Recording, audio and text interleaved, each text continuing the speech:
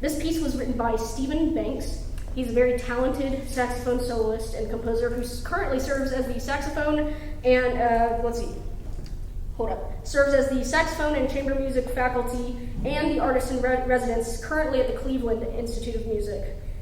This piece is meant to be a short, virtuosic piece for solo violin that was inspired by a lullaby that Banks's mother wrote and sang for him when he was a young child.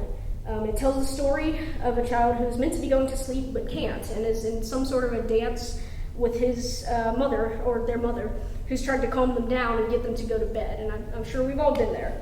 To quote Banks, the end of this piece is meant to be from the viewpoint of a reflective parent after the child has finally fallen asleep. So before I play this last piece, I need to thank the person who I chose this piece for. The person who immediately came to mind when I first heard this piece and programmed it for this recital over a year ago, and that would be my own mother. For 11 years, she drove me an hour to lessons.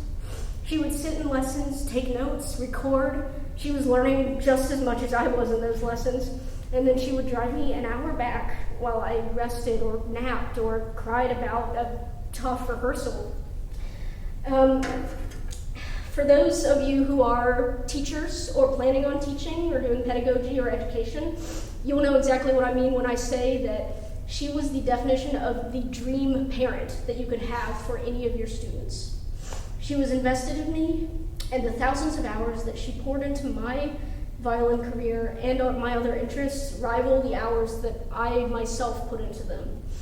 And she never made me feel like I owed her anything. She never asked me for anything in return. She just wanted to see me succeed. All she did was love and support me. So for my last piece, I would like to play for y'all Through My Mother's Eyes by Stephen Banks. And thank you so much for being here.